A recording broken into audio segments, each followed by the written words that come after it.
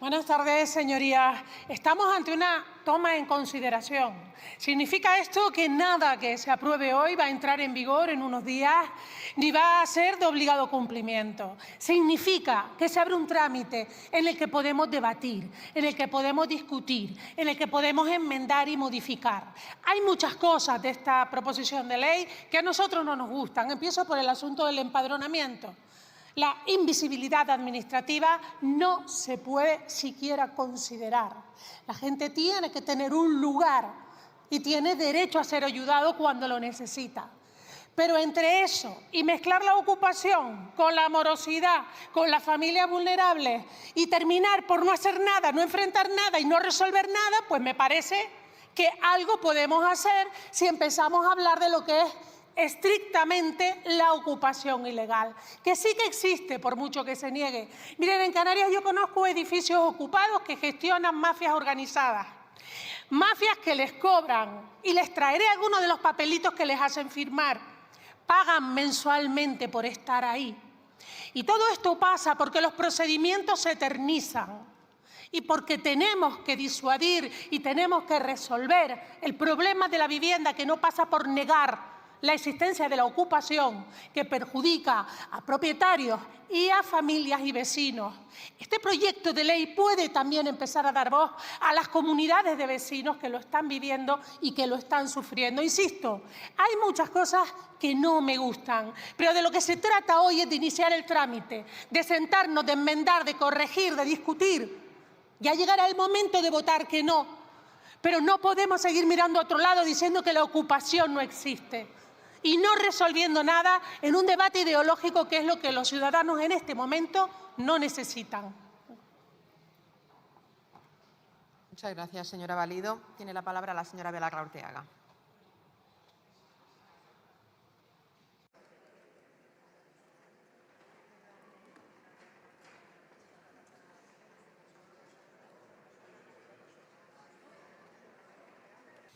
Gracias, presidenta. Buenas tardes, señorías. Hoy el Partido Popular trae una proposición de ley sobre un tema de primera magnitud. Tan es así que las oficinas antiocupación que han montado ustedes en las comunidades autónomas se han convertido en chiringuitos fantasma. Oficina antiocupación de Ávila y de Salamanca, 0 consultas en 6 meses. Oficina antiocupación de Palma, 6 consultas en 6 meses. Oficina antiocupación de Alicante, 1 consulta al mes, señor Sayas. Oficina antiocupación de Madrid, 5 llamadas al día, de las cuales solo el 6% han sido trasladadas a la policía.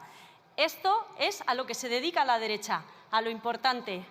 Miren, yo creo que hubiera sido mejor ser honestos con esta proposición de ley y poner al principio del todo, como ponen en los posts de Instagram, señor Sayas, publi, porque esta ley no tiene redactores, tiene patrocinadores. Esta ley está escrita al dedillo, al servicio de Cerberus, de Blackstone, de CaixaBank y del Banco Santander. Usted está engañando a la gente, mintiendo a la gente, porque la gente que ve sus vídeos, señor Sayas, no lo sabe, pero usted sí lo sabe. Está usted confundiendo la ocupación con el allanamiento. En este país, si le entran a alguien en la casa en la que vive, señor Sayas, y lo sabe perfectamente, viene la policía inmediatamente y le saca, si es que eso pasara alguna vez, que la verdad no pasa. Pero ustedes no están hablando de allanamiento, están hablando de ocupación. Y para que una casa pueda ser ocupada, le ocurre una cosa, y es que tiene que estar vacía. Y el problema es que solo el 3% de los propietarios en España tiene una vivienda vacía, porque la mayoría de la gente no puede ni siquiera pagar su vivienda, la que tiene en alquiler y la que tiene pagando una hipoteca a tipo variable que se ha puesto por las nubes. Ustedes, con esta proposición de ley, están defendiendo a esos poquísimos propietarios que tienen una vivienda vacía, que, insisto, son Cerberus, Banco Santander, CaixaBank o Blackstone. Ustedes son lacayos de los ricos. Ustedes trabajan para los que mandan sin presentarse a las elecciones. Y termino. Yo creo que con la que está cayendo ahí fuera, con la situación de la vivienda en España, bastante paciencia está teniendo la gente. Me parece que si tú tienes a tu familia y no tienes dónde ponerla a cubierto, y creo, señor Sayas, que usted haría lo mismo si se viera en esa situación. Si usted se viera durmiendo con su familia debajo de un puente, claro que sí, hay que darle una patada a una vivienda vacía de un banco y hay que meterse dentro, porque por encima de los bancos y de la propiedad privada está la gente que tiene derecho a una vivienda. Los que entran a ocupar una vivienda vacía de un banco están cumpliendo más con la Constitución que ustedes, señorías del PP. Muchas gracias.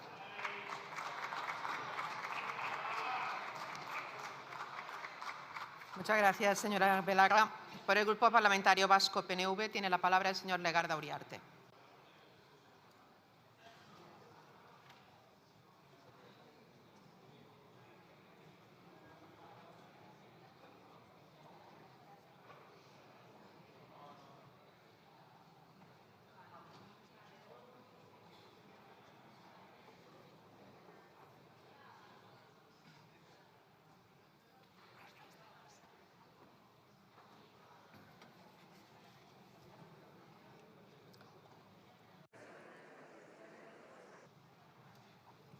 Eskerrik asko, presidenta. Arratsalde on guztioi. Señorías, debatimos una iniciativa del Grupo Parlamentario Popular que en buena parte no es nueva en esta Cámara.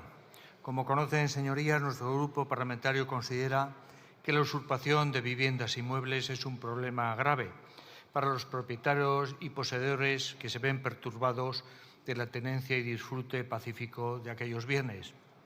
Y también afecta en ocasiones, como ha señalado el defensor del pueblo, a los vecinos de la finca.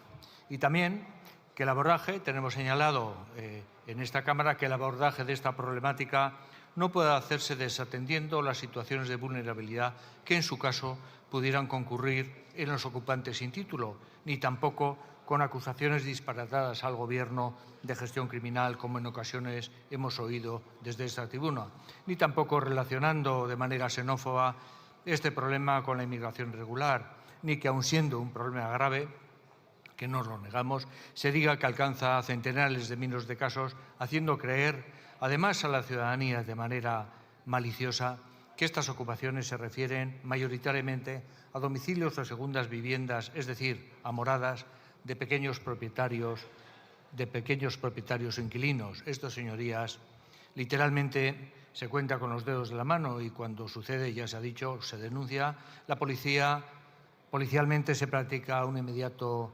lanzamiento con detención del ocupante, atestado policial y denuncia de delito a los tribunales.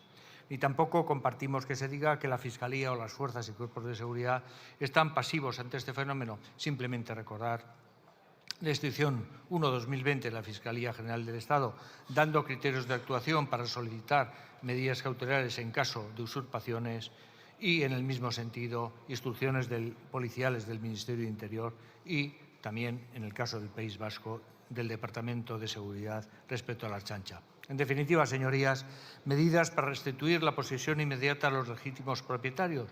Pero la pregunta que hemos de hacernos en el escenario descrito es si los procedimientos judiciales existentes para la restitución de la posesión perturbada son hábiles a este fin, con carácter cautelar inmediato. Porque esto es de verdad lo que preocupa a los legítimos propietarios y poseedores. Y ciertamente, la reforma de la Ley de Enjuiciamiento Civil, realizada en 2018, en la que nuestro grupo parlamentario participó activamente, y conocida como la Ley del Desahucio Exprés, consagra un cauce procesal expeditivo desde el punto de vista civil que ampara y protege a los propietarios y poseedores legítimos de viviendas más inermes frente al fenómeno de la ocupación, es decir, las personas físicas con menos de 10 viviendas o a aquellas entidades sin ánimo de lucro o a instituciones públicas en relación con la vivienda social.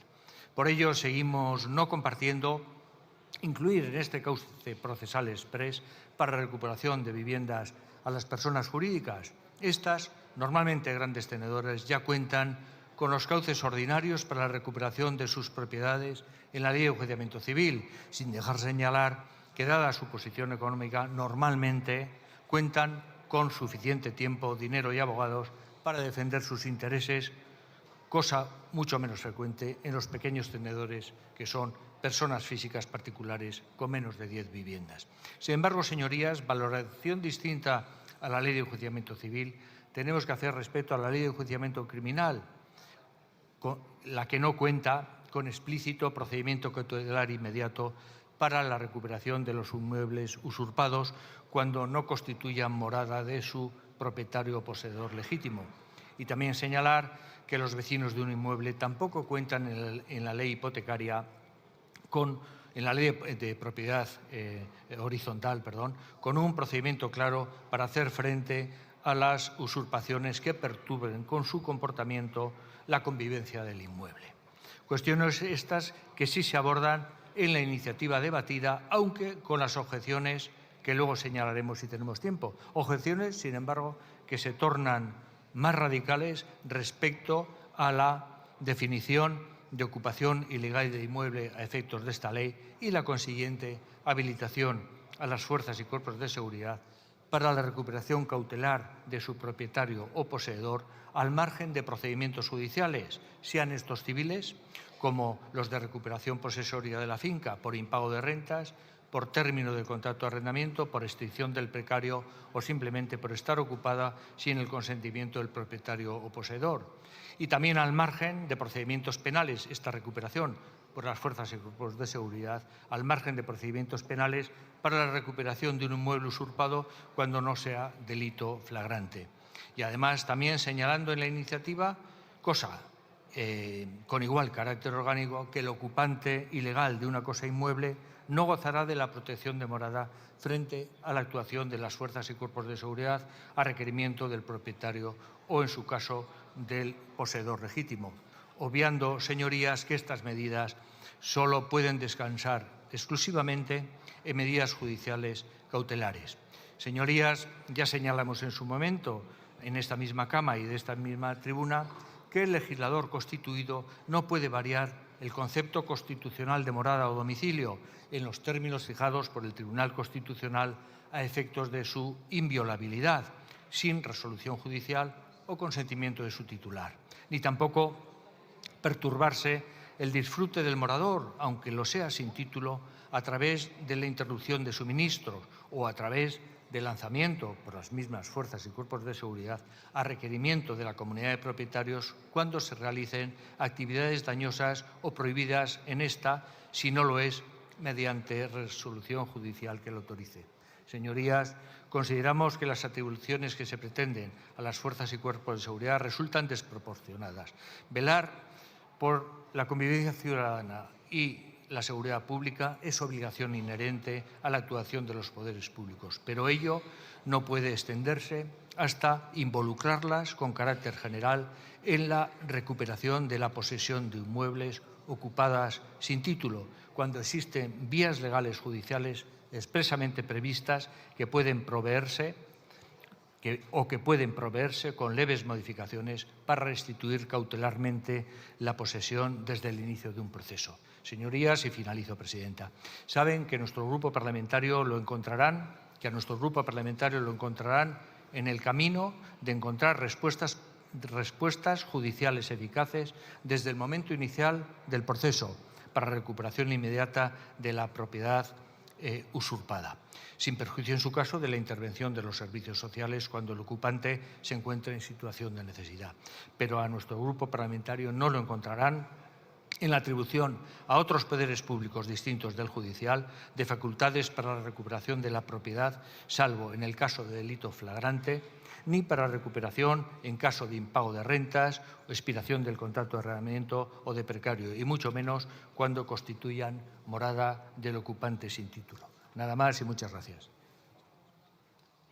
Muchas gracias, señor Legarda. Por el Grupo Parlamentario Euskal Herria Bildu tiene la palabra el señor Matute García de Jalón.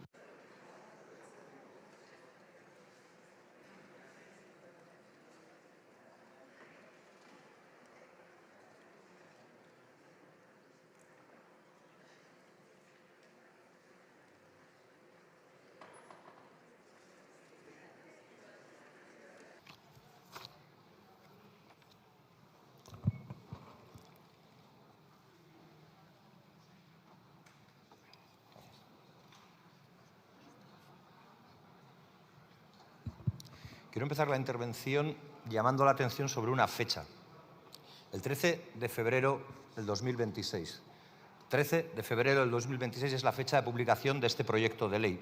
Es la misma fecha del proyecto de publicación del proyecto de ley que discutimos hace 3 semanas y que no tenía otro propósito, como aquí pudimos ver, que el de acotar, reducir la posibilidad de declarar personas vulnerables a quien realmente son vulnerables, para así dejarles sometidos a los dictados del mercado o a la crueldad y a la fiereza de la voracidad de los mercados.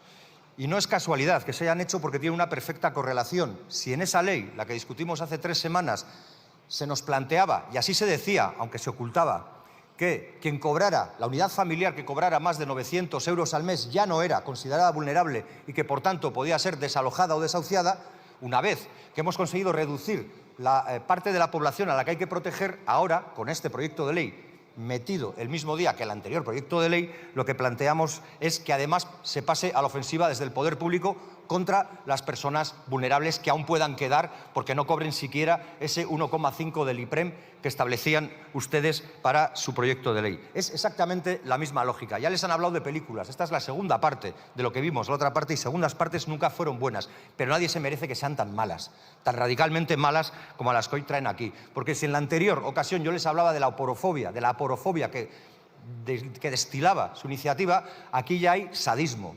Hay sadismo y lo voy a intentar explicar en cosas concretas, porque ustedes suben aquí a hablarnos de generalidades, de vaguedades, de elementos que azuzan un miedo que ya veremos luego como en buena parte es infundado, para no entrar a lo real y a lo tangible de su iniciativa, porque es así que destila y que desvela el sadismo con el que las construyen. Ustedes nuevamente se plantean castigar a los más débiles utilizando al poder público y a su capacidad legislativa, retorciendo las leyes a favor de los más poderosos.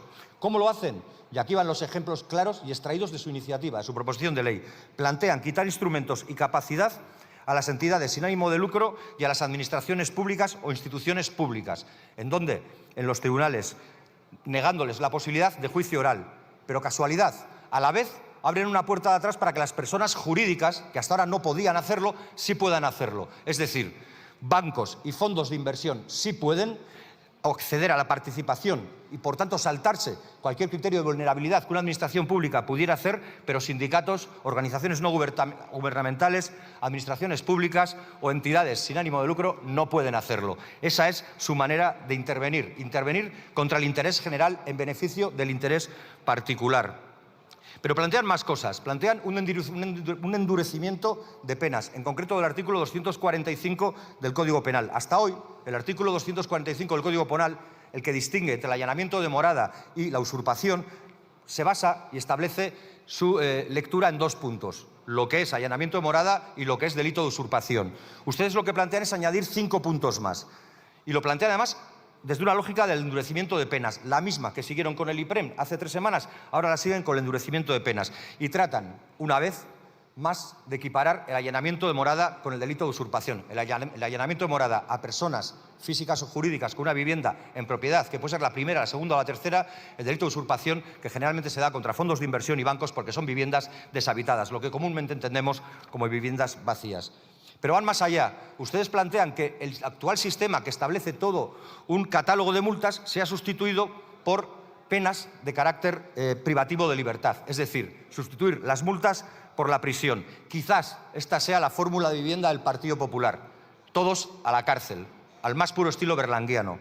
Pero cuando digo todos, porque no se plantea solo que las personas que estén en una vivienda, ya sea bajo la forma del delito de allanamiento de morada, muy pocas, o el de usurpación, puedan ir a la cárcel, sino que se plantea que quienes instiguen o promuevan que alguna gente pueda entrar a una vivienda que no es suya porque es de un banco, un fondo buitre y está cerrada, también pueda ser juzgado con penas que sean de inhabilitación y de cárcel. Yo no sé si a alguna gente esto le va a funcionar, si le va a dar miedo. Algunos de nosotros y nosotras ya hemos pasado por ese camino de la búsqueda de la inhabilitación y de la cárcel para nosotros y nosotras por pensar lo que pensábamos. No lo consiguieron con la insumisión y no lo van a conseguir ahora. No, se lo aclaro porque ya sé que no controla de qué le estoy hablando. Por eso, le hablaba de la insumisión. Pero que sigo. Ustedes plantean una cosa que es realmente la más divertida de todo el proyecto de ley. Plantean que hay que dar y conferir poderes especiales a los presidentes de comunidad de vecinos. Plantean que puedan ir a un juzgado a denunciar a una persona si ese vecino tiene conductas incívicas, pues anda que no van a tener curro en algunos lugares, pero además, si esta persona que tiene conductas incívicas está en un delito de usurpación o en un delito de allanamiento de morada, que el presidente tenga las facultades para, con el juzgado y con la policía, como le señalaban antes, proceder a desalojarlo. Pero hay más. Plantean que incluso poniéndose en contacto con el propietario, sea persona física o jurídica de la vivienda, pueda tapiar la vivienda. Pero ¿no se da cuenta usted de que esto ni en los sueños más húmedos de Antonio Recio era posible? ¿Pero usted qué quiere hacer en política? Pero voy todavía más allá. En su literatura plantea que hay que defender al propietario porque todo propietario lo es de una vivienda en claves de posesión legítima y pacífica. A todas las gentes que han desahuciado los bancos se lo han hecho con una posesión legítima y pacífica, porque usted hablaba de datos, y vamos a hablar de datos, porque no hay nada mejor para aterrizar a la verdad que centrarnos en los datos reales, no en los figurados o en los deseados, y eso es lo sádico, que se deseen que sean tan malos. Porque vamos a ver, los desahucios por ejecución hipotecaria en el año 2025 fueron de 31.416 desahucios por ejecución hipotecaria. Los desahucios por alquileres, incluso pese a la prórroga o a pesar de la prórroga, fueron de 25.540. Sumen unos y otros, 57.000, del orden de 57.000 desahucios. ¿Sabe cuántos delitos o cuántas denuncias hubo por delitos de lo que ustedes llaman ocupación? 14.875. Todo esto en el 2025. Por supuesto que se trata de proteger a todo el mundo, por supuesto que se trata de que no se cometan delitos, pero estaría bien que al menos una vez en su vida probaran lo que es tener empatía con el que menos tiene y dejaran de ser serviles con los que lo tienen todo. Porque ustedes también señalan la lógica de la pobrecita persona a la que le allanan la morada, y es duro, y hay que protegerla. Pero no quieren decir que más del 80% de las viviendas que ustedes catalogan como ocupación son delitos de usurpación. Y podríamos seguir con más datos, pero hay uno que es absolutamente demoledor para su estrategia, y se lo tengo que decir. Usted habla de un panorama catastrófico, de un panorama donde la ocupación no para de crecer. Cójase los datos del 2025 y compárelos con los del 2024. Verá que ha descendido en un 10%. Si las leyes no sirven, no descendería, porque hasta donde yo sé, en el Estado español viven 50 millones de personas. Hay 26 millones de viviendas. Las unidades familiares cada vez son más disgregadas y de más variada tipología. Por tanto, parece evidente que si la ley no funcionara, las ocupaciones se multiplicaran y no descenderían un 10% de un año para otro. Me ha acabado el tiempo y podría seguir con alguna cosa más, pero, en definitiva, usted aquí, otra vez, y no es la primera, ha hecho algo que suelen hacer mucho, que es no decirle la verdad ni al médico. Es más, usted probablemente no le dice la verdad ni al médico y tiempos atrás tampoco le decía la verdad a su propio partido, o el que entonces era su propio partido. Besterik ez, mila esker.